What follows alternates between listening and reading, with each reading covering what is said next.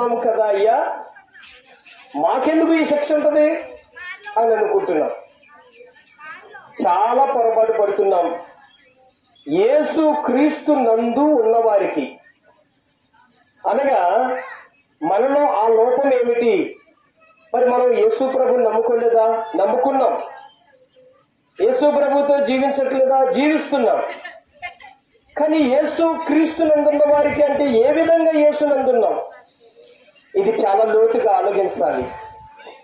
మనుషులు కల్పించే కల్పనా బోధన వైపు కాదు, కానీ పరిశుద్ధ గ్రంథము ఏ రీతిగా మనకు బోధిస్తున్నదో ఆ రీతిగా నడుచుకోవాలని ప్రేమతో తెలియపరుస్తున్నాం. క్రీస్తు నందున్న వారికి ఏ శిక్షా విధి లేదు అని అంటే మనము యేసుక్రీస్తులో ఉన్నామా లేదా మనం ప్రశ్నించుకోవాలి. నిజంగా నువ్వు యేసుక్రీస్తు నందుంటే మారు మనసు జీవితం ఉండాలి. నిజముగా నువ్వు యేసుక్రీస్తు నందు ఉంటే బాప్తీసమును పరిశుద్ధ జీవితం కలిగి ఉండాలి. నువ్వు యేసుక్రీస్తు నందు ఉంటే యేసయ్యను నిత్యము నువ్వు ఆరాధిస్తూ ఉండాలి. అయితే మరి ఇవన్నీ మేము కలిగి ఉన్నాము అని అంటున్నాము, కానీ నిజమైన మారు మనసు మన జీవితాల్లో లేదు.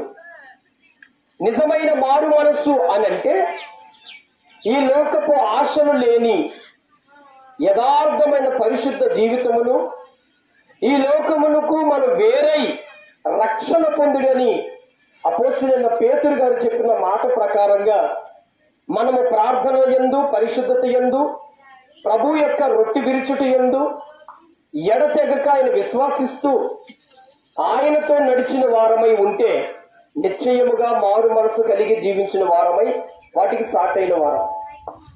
మారు మనసు లేని జీవితం, బాప్తీసము, నీటి బాప్తీసం లేని మన జీవితం, ఈ రీతిగా మన జీవితాలు ఉంటే నిజంగా మనం యేసునందు లేని వారమని మనం ప్రశ్నించాలి. కాబట్టి ప్రియ గ్రామ ప్రజలు, నా స్నేహితులు, నా తల్లులు, నా తండ్రులు, నా అన్నలు, నా అక్కలు, నా తమ్ముళ్ళందరికీ కూడా ఈ సాయంత్రం వేళ ఈ మాటలు ఆలకించండి. యేసుక్రీస్తు నందున్న వారికి ఏ శిక్ష లేదు. నిజముగా నువ్వు యేసుక్రీస్తు నందున్నావా? ఏ స్థితిలో ఉన్నావు? ఎక్కడున్నావు? ఇది ఆలకిస్తే చాలు. కాబట్టి మనం పరీక్షించుకుని యేసునందు ఉంటే నిజంగా నువ్వు దేవుని యొక్క రాజ్యములకు వారసుడువు. ఏ విధమైన నరకాగ్ని గుండానికి నువ్వు చెల్లే పరిస్థితి నీ జీవితంలో లేదు. కాబట్టి యేసుక్రీస్తు నందున్నామా లేదా మనం ప్రశ్నించుకుని యేసుక్రీస్తు నందు ఉండి మారు మనసు కలిగి ఉన్నామా అది కూడా ఆలోచించి, మనం కేవలం మోసపోతున్నాం. ఏమనంటే మనం ఎప్పటి నుంచో క్రిస్టియన్సే కదా, మనం ఎప్పటి నుంచో యేసు ప్రభుని కలిగి ఉన్నాము కదా, ఎప్పటిగా క్రైస్తవులు అని మనము పేరు చెప్పుకుంటూ మనము పరలోక బిడ్డలమని మోసపోతున్నాం. నో, దేవుడు వెక్కిరించబడడు, ఆయన మోసపోయేవాడు కాడు. మనుషులు మోసపోవచ్చు కానీ దేవుడు మోసపోడు.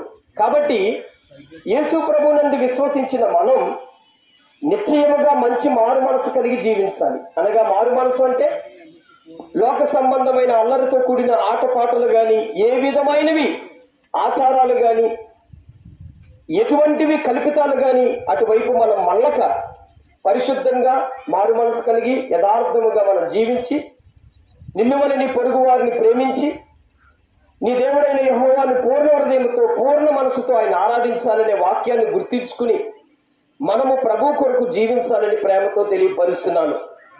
అలా నడుచుకున్న వారే నిశ్చయముగా దేవుని రాజ్య బిడ్డలు, దేవుని వారసులు, మారు మనసు కలిగిన వారు.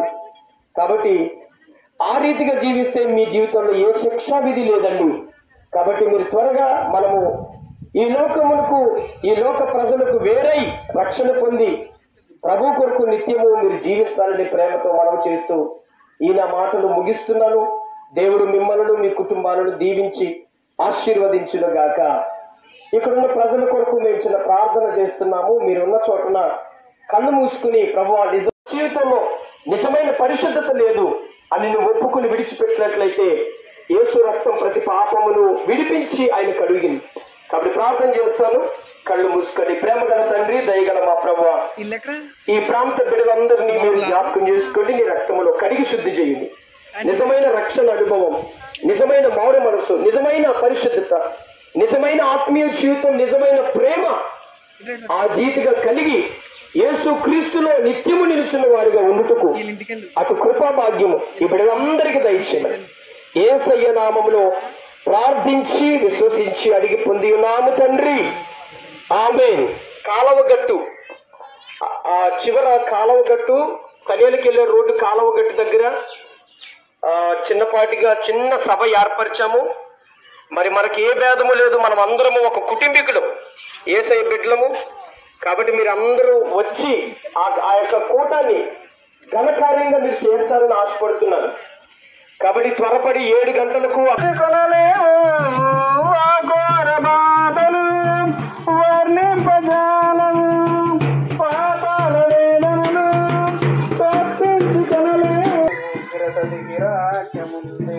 అంధత్వం కమ్మకముందే ఉగ్రత దిగిరాకముందే మరయించు రక్షకుని అనుకూల సమయమున